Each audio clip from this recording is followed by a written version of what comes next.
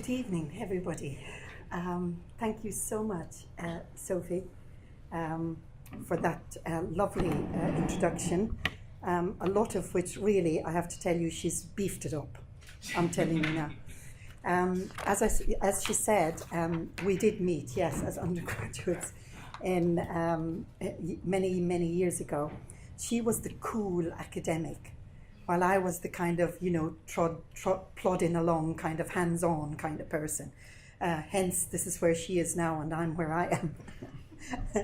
So, Assalamu alaikum, everybody. I should start with the greeting of peace, as it is in Islam.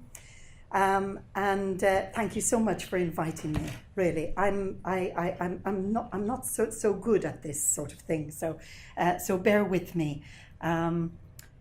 As I said, I'm more of the hands-on kind of person. Okay, so I thought that I could start by perhaps going back a little bit, really, because I think converts of today, the convert community of today, do have one or two major sort of areas of conversion and how the dynamics worked back in the day, to look back on and sort of feel that this kind of informs our conversion narratives of today, and looking at how those narratives of conversion actually worked in maybe back 100 years ago from now.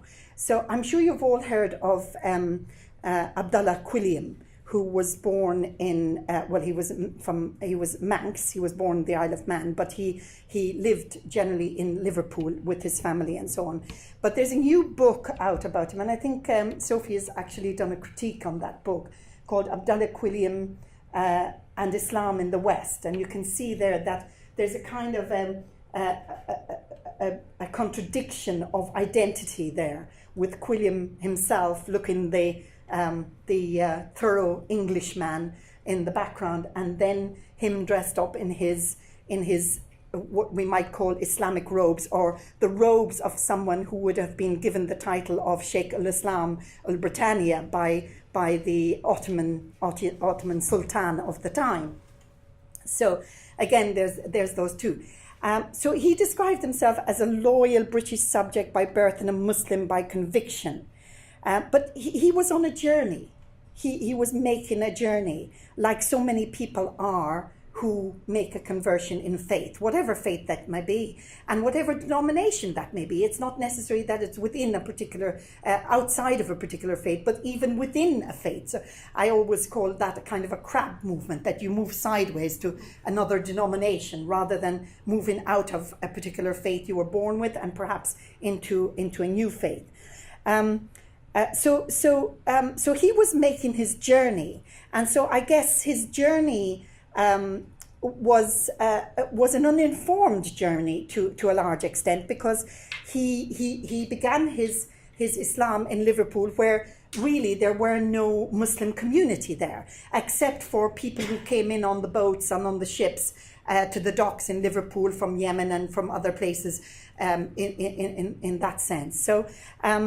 So he was kind of, treading or carving. He was a trailblazer in a sense. He was carving out his own sort of idea of what it was to be a Muslim, since he'd come back from Morocco as a Muslim himself. And we're all making our own journeys, and we're looking at how they've impacted on those around us, the Muslim community, and on our families, friends, work colleagues, and on the community that we seek to make inroads into, or we sought to make inroads into, depending on how long you've been a Muslim. And I think, I'm not sure if any of you have read, but there are two pieces of research that have been done in the last few years. One of them was the female narratives of conversion to Islam, and one was the male narratives of conversion to Islam, which was done with the Islamic Studies Department in Cambridge University. I was very much involved in the first one, the female narratives, to a large extent, and we wrote the report for that, and the second one to some extent. So a lot of very raw feelings came out throughout those narratives, because it was a fantastic opportunity for people to really talk about their experiences. Otherwise, what you have is sometimes the newspapers doing a little bit on conversion. And let's face it, journalism is always based on the sensationalism. So your story gets lost in the sensationalism of journalistic, control, really. And so you don't get the full story, and you don't get the raw kind of inner feelings that have taken place during the course of conversion. But the ladies actually decided that conversion to Islam was not for the faint-hearted. You've got to be pretty robust, and you've got to have a pretty thick skin in order to deal with everything that comes at you when you've converted to Islam.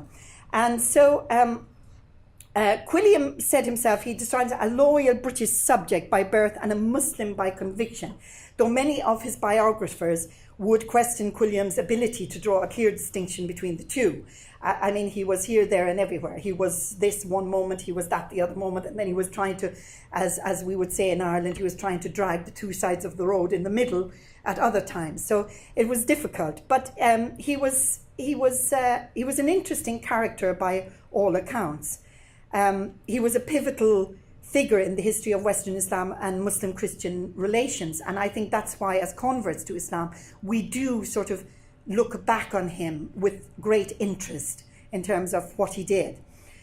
So he was there's a new post 9/11 interest in his life. Converts came from all walks of life, mostly working class origins, and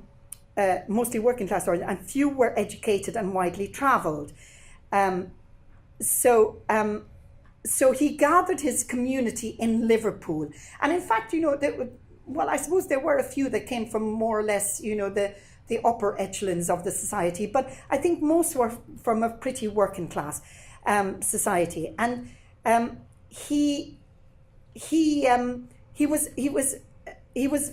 very interested in involving himself and his mainly Muslim convert community in the social construct of society at the time, in the early stages in Liverpool. So he went out and he set up orphanage, he set up homes for children who were abandoned, because there was a lot of prostitution in Liverpool. A lot of ladies, I would call them, we used to call them years ago pavement hostesses. So these ladies were kind of ladies of the night, and they were there, and the ships came in, the people who worked on the ships remained in Liverpool for maybe a week, 2 weeks, waiting for a refill of their ships and to go back out to wherever countries they had come from.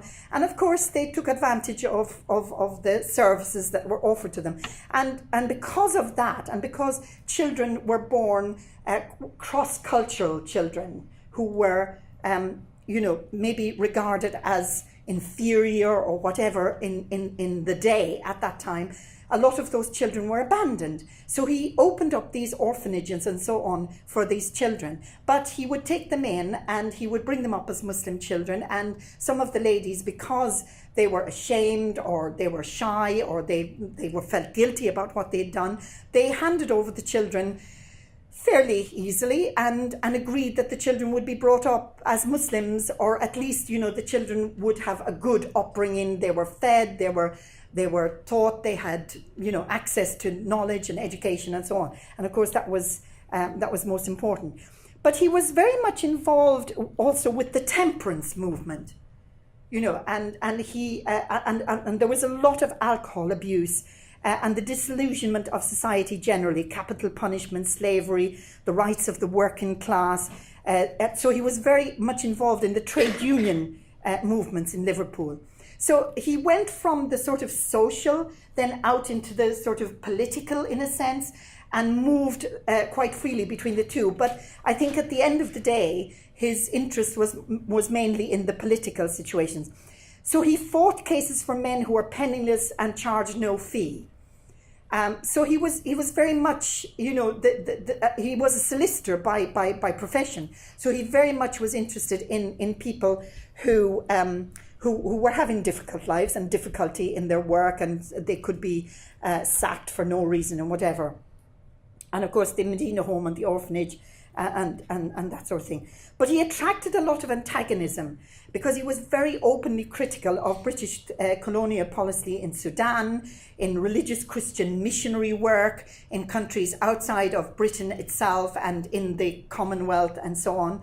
And political Islamist, he would have been regarded as a political Islamist, a revolutionary socialist. So he moved out of the UK totally. He went to live in Turkey. And I think that was because he was a bit of a bad boy. I think he got married more than once. He was really challenging, the political strata of that day and so on. And then he came back into the UK many years later from Turkey, and he settled in Woking. So then he set up an alliance with Marmaduke Pickthall, Lord Headley, and then, these were all working with the government. Lord Headley was a member of the House of Lords. There was a lot of anti-Muslim, anti-Ottoman sentiment at that time. And so these group of people, they were constantly agitating. And I remember asking somebody recently, could what they have been doing be regarded as treason? And he said, yes, indeed, because they were very, very outspoken of the British government and the British involvement in Sudan and the breakdown of the Ottoman state and everything. And he's quite surprised, actually, that that they actually escaped the justice system with regard to that. But at that stage, it's interesting because the British Empire claimed to have more Muslims actually in the empire than it had Christians. If you understand the colonization of the British Empire at that time. The reason why then we lost this, this whole group of individuals that were in Liverpool and so on, because there didn't seem to have been an infrastructure in the UK at the time to support any Muslim community. There was the mosque in Woking. It was probably the first purpose-built mosque ever built in the UK. Quilliam himself had his own little mosque up in Braun Terrace, but it was in a huge terrace building in that area. And I'm not sure really whether Quilliam could be a huge role model for us today as Muslims. He seemed to he started off being involved socially, then he became terribly politically involved, and then he kind of disappeared, and all the other people who were converts to Islam at that time, they wrote poetry, wrote books and so on, but they kind of just all disappeared into the fabric of society. And I think it was because they didn't have an infrastructure. And I think also because in Woking at the time, there began to be built a kind of a very large Indian community of Muslims. In fact, it was the Indian government that supported the building of the Shah Jahan Mosque in Woking, and sort of funded it and so on.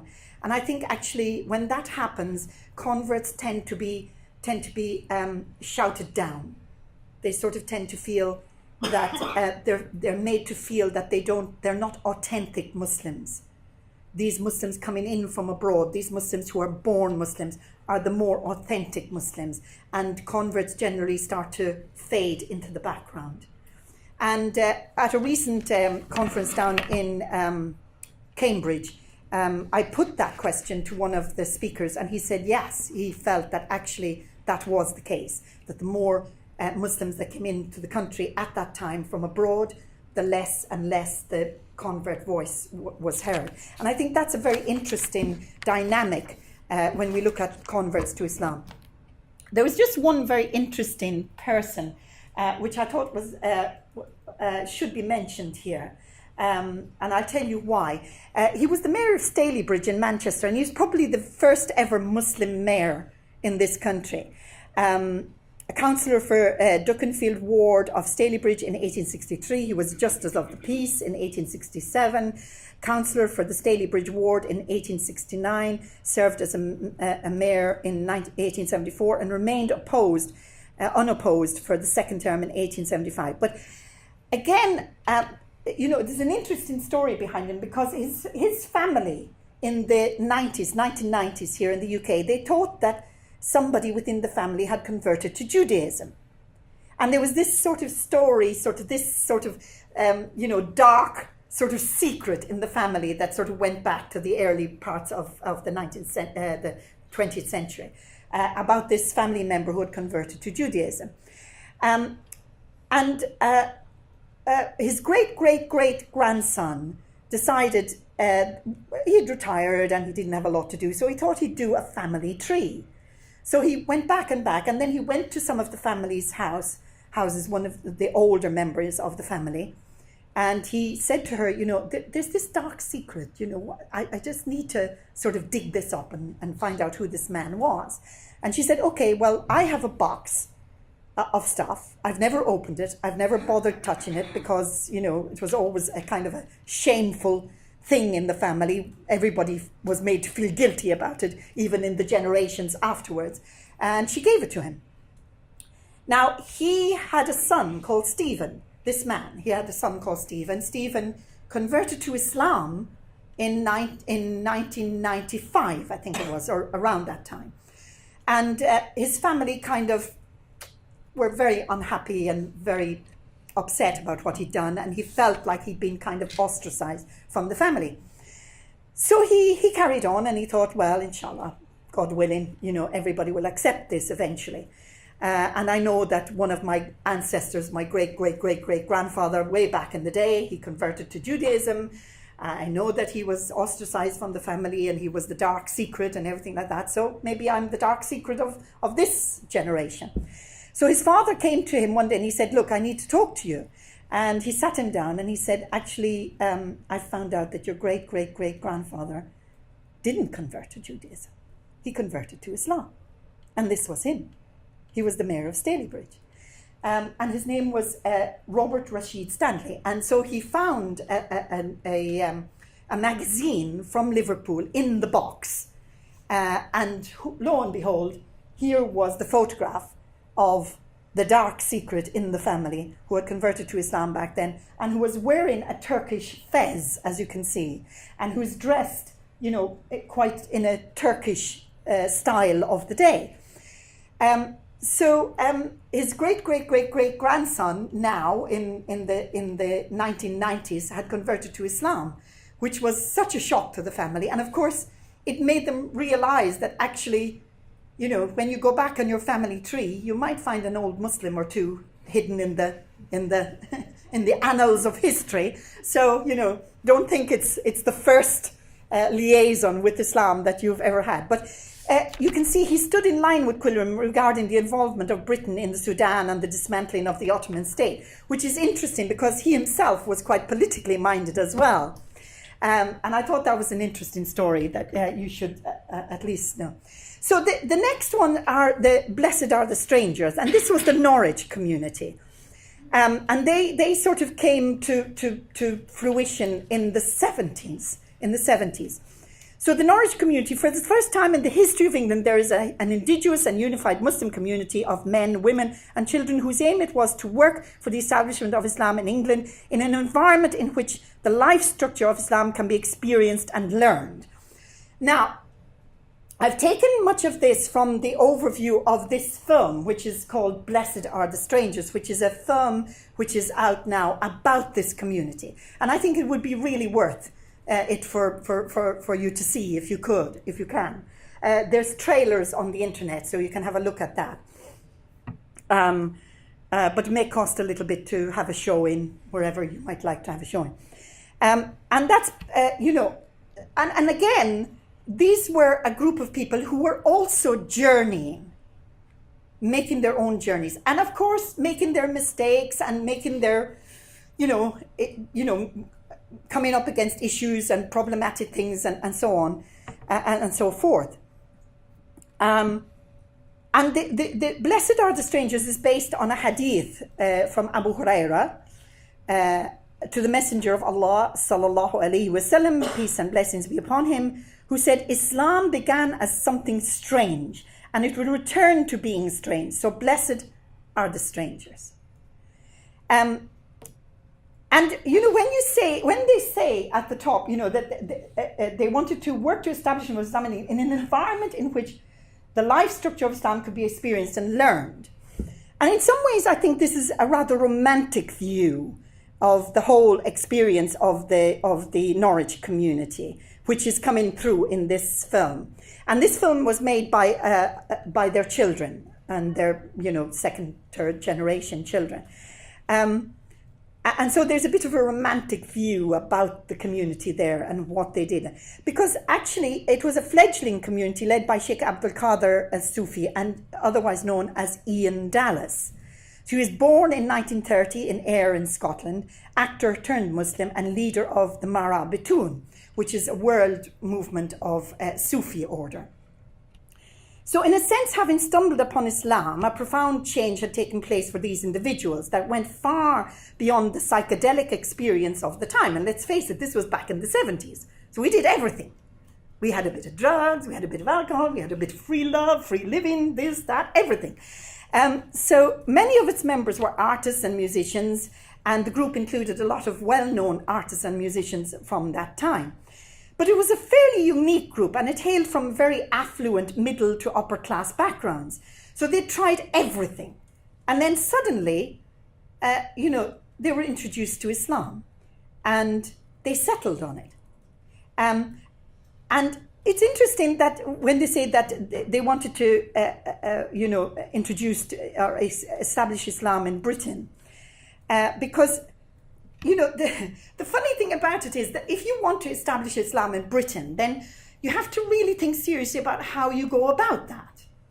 And what you would normally do is you would integrate into the society, and you would maybe wrap Islam very nicely around your sort of normal life. But what they did was they were praying in Hyde Park, wearing robes and turbans on the London Underground, a strange sight to behold indeed. Were they still trying to shock? I beg the question. In the 70s, we were all trying to shock. Well, I don't know about you, but I certainly sort of did a few things that were quite shocking. So were they still trying to shock? Was this another sort of way of creating that sort of shock situation amongst the people that they were living amongst? To draw attention, it's hard to say, really. But, going round in turbans, like you saw Quilliam a few minutes ago on the Underground in London, is not really the way you're going to establish Islam in Britain, as something generic, I think that the film is about a group of people who would freely admit that they felt estranged from mainstream society, way back even before they became Muslim. Perhaps by their so far out upbringing and nihilistic youth, perhaps, and instead they found solace in the strangest of places. I think the film, again, is slightly on the romanticized side. But Abdul Qadir himself came in for a lot of criticism, rightly or wrongly. There were articles written about him which were not very pleasant and not very supportive or appealing. To what extent the writers engaged with him is questionable. Did they just see him as this sort of mad mullah, mad sheikh, from a convert background, who they were unwilling to engage with because they considered that he was a convert to Islam, and therefore, what did he know? How authentic was he as a Muslim? And so on and so forth. And again, the Muslim community in Britain at the time were quite traditional. They were coming in from Pakistan, from India, from Bangladesh, and so on and so forth. That was the first sort of emergence of Islam in Britain, sort of the 50s, 60s, people coming over to work and so on. So to what extent were they Sufi-oriented? And that was actually his particular line. But then they set up a nice liaison with a group of black Muslims in London, young West Indians who were to have their own appointment with Islam after various brushes with different black power movements. And it certainly gave those who felt like social outcasts and who were racially segregated a voice, though it seemed to be the more economically empowered and educated of that community who were attracted and who remained so over the years. So there was that attraction. And they went down to Brixton, a lot of them came up to Norwich, and they created that very nice kind of relationship. Yet, sometimes when I look at that, it's like the sort of flat cap wearing West Indians who joined the group rather than the disenchanted, disenfranchised ones in the tower blocks in London generally. They tended to be very introverted in their approach to Islam, unlike Quilliam, who got into this, doing stuff in society, temperance movement, and so on.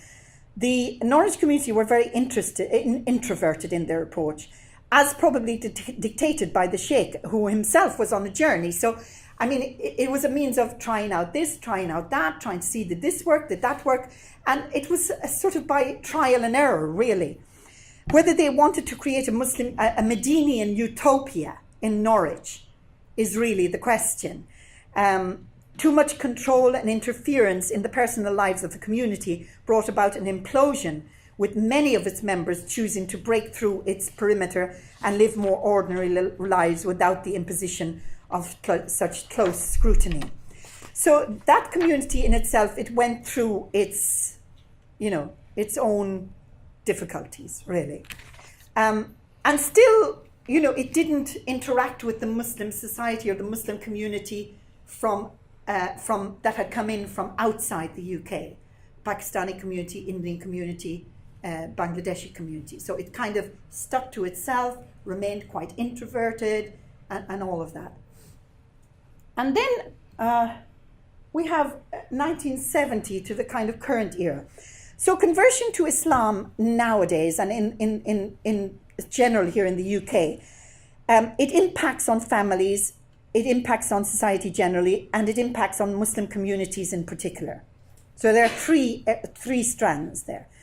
The impact on families is that if you look at conversion to Islam, say from places like Pakistan, India, India in particular, and the Asian subcontinent, you find that one person in the family will convert to Islam, usually the mother or usually the father, and then the entire family converts to Islam. So it's a family thing. The children, the mom, everybody will follow. I suppose it's something to do with, the way families are structured there and who leads and so on and so forth. Here in the UK, in Europe and America, it's generally just one person in the family who converts to Islam. Sometimes you'll find that siblings might follow. Sometimes a mother or a parent may follow as well. But that very much depends. And when you consider that, however many Muslims you say there are here in the UK, maybe 50,000 converts or whatever it is, you can say that 50,000 families are then affected. This impacts on 50,000 families. So what are the impacts to do with, the shock, the awe of somebody converting to Islam, the worry, the concern, the sense of the ability of the family to be able to absorb it comfortably, the non-ability of the family to be able to absorb it, and the ostracization of that person, or the general sort of pushing them out of the family circle, or making them feel like they're no longer welcome, in a sense. I remember, when I converted to Islam, even still, I feel, 35, 40 years after I've converted to Islam, I often go home to Ireland and when there's a discussion about something important in the family, I often feel like, I don't belong to that discussion. I'm no longer, what I have to say is no longer welcome. It's no longer important. I decided to take myself out of that family. And by converting to Islam, I no longer have a voice within it. And the Muslim community in particular, find it difficult to deal with converts to Islam. They're converts to Islam, are they authentic? Are they not? Are they just playing at it? Will they go back? Will they renounce Islam later? What are they? What are they? Do we let them in? Do we, when they come into the mosque, are they, we've got a man who's converted to Islam coming into the mosque, is he the local council's, health and safety worker, or is he actually a convert to Islam? If he is, is he here looking for some information? What's his reason for being here? So Muslims, converts, they need that safe, secure, comfortably familiar places. But mosques and Muslim communities in Britain, are they fit for purpose? Now, fit for purpose is a rather, it's a criticism that's, it might be considered to be unduly harsh, if not culturally racist. And that was a criticism that was made by the male converts to Islam during the process of this conversion narrative. And you have to question yourself. I mean, are mosques comfortable? Are they welcoming? How do we sort of make them more welcoming for converts and their families who are looking to find a comfortable space to be able to discuss the reasons why this person has been attracted to Islam, why they have rejected the family norms. And in that rejection, there's a great deal of pain and internal suffering going on in these families. I brought you up, I gave you everything you required, I thought to give you a good life, and why have you rejected it? Now, if MINAB, if we look back here on the history of organisations in Britain who have tried to change the mosque, who have tried to change the governance of mosque, the face of mosque, the interactive, facade of the mosque, and MINAB, MCB, all these organisations, money thrown at them right, left and centre by Hazel Blears in her day, and so on and so forth, and they didn't manage to do it. How are we converts going to do it? Who only have our own voices. We don't have the funds, we don't have anything else. So it's about going into the mosques and seeing, how can we create this nice space? Mosques are often segregated, they're not as open. How do we challenge the stereotypes? How do we make the mosque a place where non-Muslim family members seeking safe spaces to discuss and interact with Muslims as a means of seeking comfort, information about Islam, and coming to terms with the conversion of a family member? How can we make those mosques into welcoming, warm, comfortable spaces? I think unless we as converts move into the mosque or have the opportunity to move into the mosque or create a third space, a space separate from the mosque, but a comfortable space, then it's not going to happen. It really isn't going to happen. And really, if you look at the mosques, funding is required to invest in those infrastructures. These mosques, a lot of them were built in the 70s and 80s. They need refurbishing, maintenance, to bring them up to what might be regarded as fit for purpose and in line with the needs of the wider Muslim community, as well as those who wish to visit from society at large, and converts and their families. Governance must consider that a daily interface with society is required rather than a visit my mosque day or week. It's not enough. It's not enough in place of the shut doors and closed gates. So convert communities, in a sense, are kind of also raging against the machine of this kind of indoctrination and a culturalization that goes on when they go to the mosque.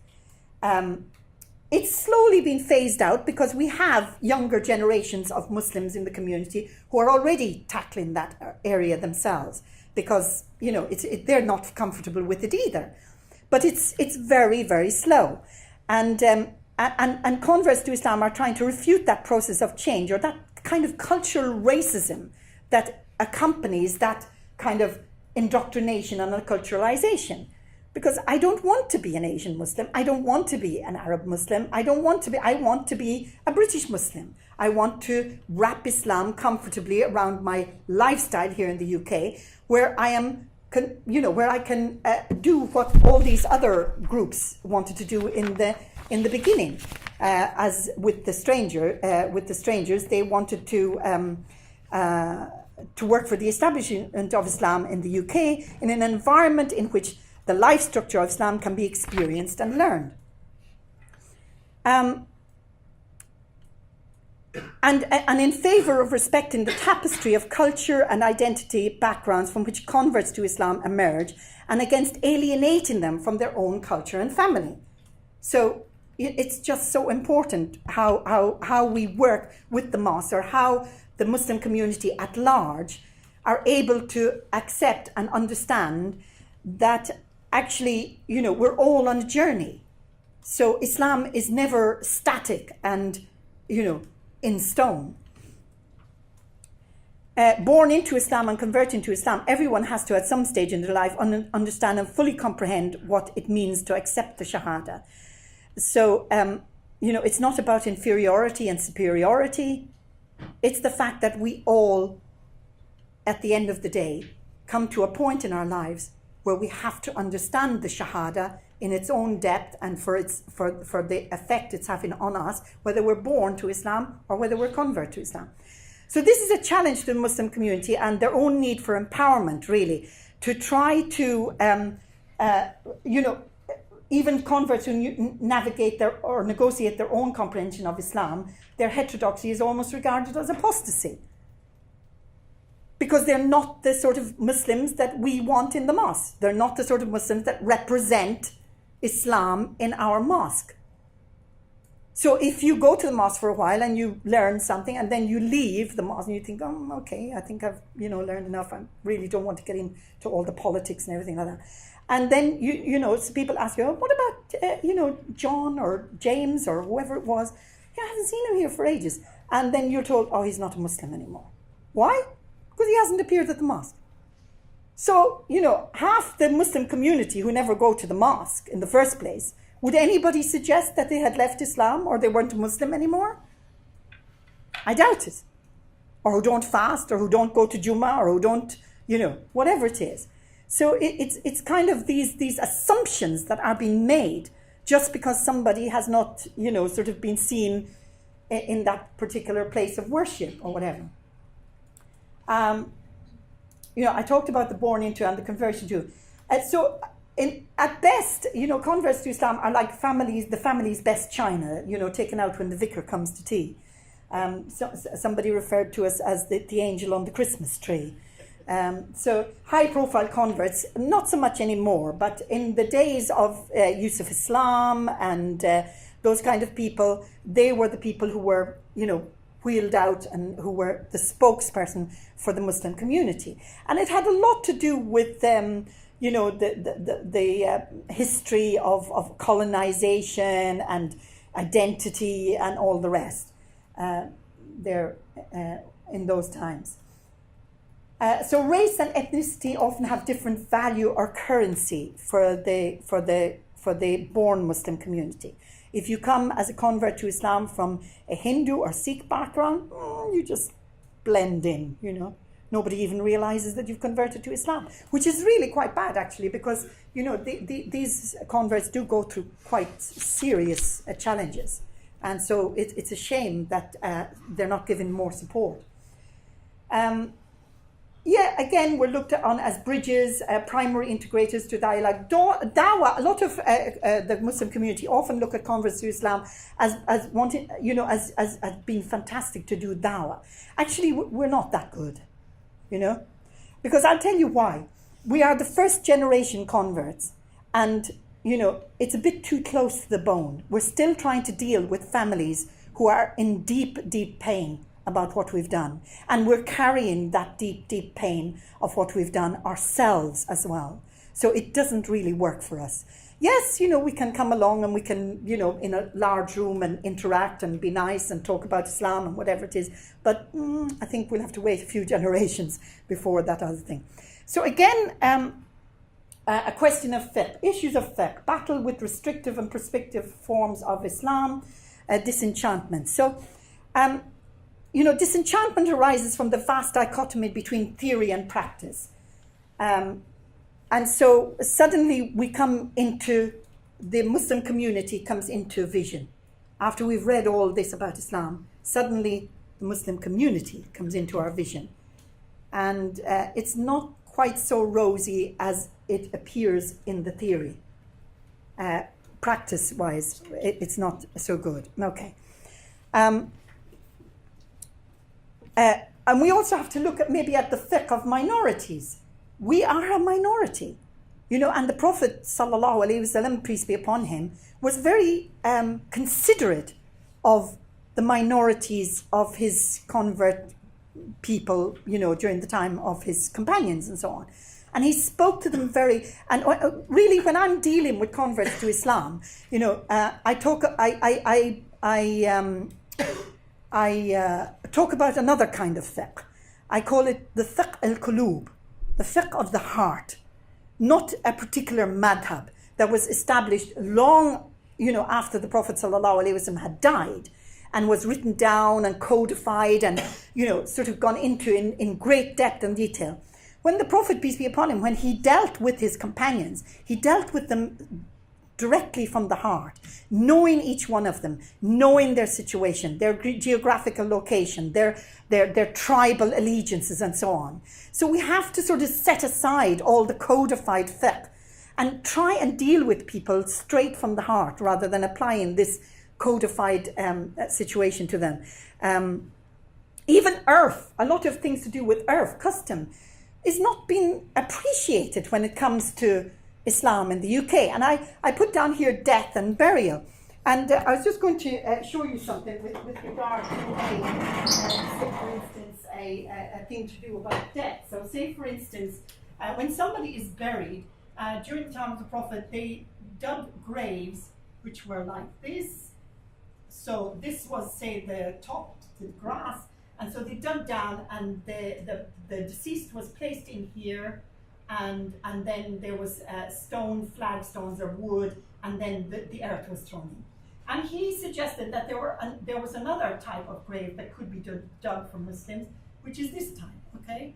And there was a ledge here on both sides, and the body would be put in there, and there'd be some wood or stones put across here, and then the earth would be thrown in here. So here in the UK, we have this system, as you all know, where the grave is dug, and then you put the coffin, and it sits in here, and then the earth is thrown in. And this is called coffin, which comes from the Arabic word kafan, which is a cover. Okay, so you come here to the UK, and you come from a background where you use these kind of graves. Okay, you've dug these kind of graves, or these kind of graves. So you come to UK and you think, no, we're not having that. No, we're Muslim. We're Muslim. We're not having that. That's not our way. So we want this, or we want this. But when you look at fiqh and when you look at urf, custom, I mean, what is the difference here? Can you see? What is the difference here? Basically, what we're doing is we're all sort of making sure that the earth is not thrown directly in on the body, because that would be so disrespectful. So there's this system here or that system there, but this system here is exactly the same. So that's what I mean by death and burial. Many Muslim communities here in the UK fought for months and years with local authorities, local borough councils, and everything. And we want this grave, we want this. But really, was there any point to it? Because, this is similar, and it's part of urf, which is part of Islamic Sharia, in particular when that urf is a long traditional urf, a long traditional custom in the place where Islam has come. And burial as well. I mean, I remember after my husband, Allah yarhamu, passed away, and the next day my son said to me, "Mommy, I didn't know that you weren't supposed to go to the graveyard." And I said to him, "Son, stop right there."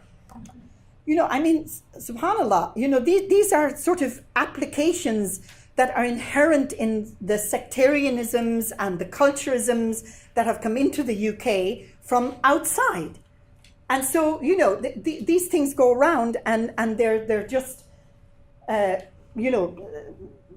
talked about as if they are, as if it's Islamic principle. It's codified, written in stone, Islamic principle. It's not. So In some ways, converts bring with them a unifying quality, though radicalism, of course, is a worry now. And generally speaking, within the community, they are welcomed and very warmly by the general Muslim community initially. But then, obviously, there's always a difficulty there as to know how to deal with them.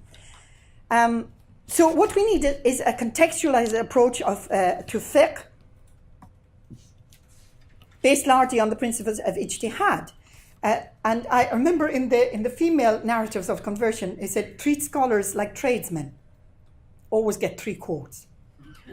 So when you ask a scholar about something, go to a few scholars, because actually their traditional background and the way of learning and their own maybe particular cultural approach to things will give you different expressions. Also, of course, there's cross-cultural marriages and so on. I don't want to really... Social engagement or lack of it, countering negative views of Islam is really a priority. And I think that we as Muslims in the community, we have been bogged down by these issues of identity. We all have multiple identities. Every person in this country carries with them multiple identities. And identities that actually don't even, people outside of the UK that are not even part of their own country. I mean, how many people around the world support Manchester United? Or Manchester City, or Liverpool, or whatever it is. We all have multiple identities. The fact is that if we speak one language, and that is the common language, that language helps us to interact with, to dialogue with, and to work with society. And enter into whatever it is, that we need to enter into. And somebody said, to what extent is dwelling on the glorious past of Islam in this compared to being socially active in the present? And I think that's so true. Of course, our historical past is very important, and for our children and whatever. But it's about being socially active in the present. It's about being seen out there. What happened to the whole, huge... the world of volunteering, khidmah in Islam. Volunteering, selflessness, going out there. And, the hadith that said, he or she is not a believer until he or she wishes for others what he or she wishes for her or himself. And it doesn't say, oh, he's just a great guy, he's just a great, he should be hailed. No, it said he or she is not a believer, unless he or she wants for others or wishes for others what she wishes for himself. So really, that whole sense of khidmah is lost.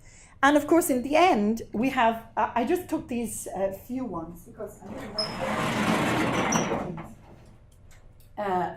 the challenges of inherent patriarchy and sexism across Muslim societies. And I mean, this is really, the cultural malpractices when measured against the religious teachings are deemed not Islamic by most thinking Muslims. And most would agree that they are even culturally inappropriate to the UK.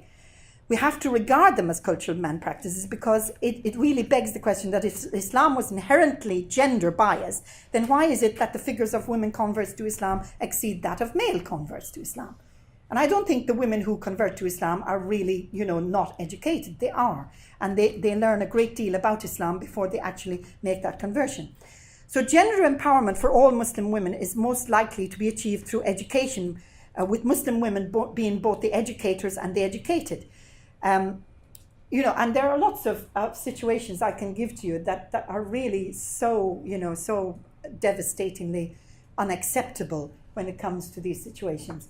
And their gender roles have assumed in patriarchy and the submission of females to concepts such as daraba, the punishment for women as it's related in the Quran, qawamuna, the men being a degree above women or being maintainers of women, and wilaya, that every woman has to have a guardian.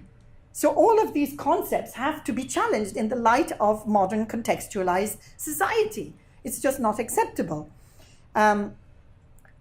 But sometimes, when we discuss things, in any particular situation, we often misrepresent the lived experience of people by the nature of the way and means through which associations are presented and discussed, resulting in the fact that very often mundane problems are condensed, magnified, and intensified. So we're not so bad, really. You know, it's things are quite good, and we are challenging a lot as it happens. So really, what we want to do is to try and establish, as converts to Islam, with the help of the born Muslim communities and the other Muslim communities that surround us here in the UK, is to establish an Islam that sits comfortably in the British Isle, that is wrapped comfortably around the daily life, and where there is mutual appreciation and respect for all cultures to express themselves in the very best of what it is, what it means to be British and Muslim. So having said that, I'd conclude by saying that the experiences of converts to Islam and their interactions with the wider Muslim communities are largely positive ones of personal fulfillment, spiritual contentment, and a heightened sense of ethical and moral responsibility to oneself, family, friends, community, and the wider society, and where Islam appears to rest much better in the hearts than in the minds of most converts to Islam, and I dare say most Muslims here in the UK. Thank you.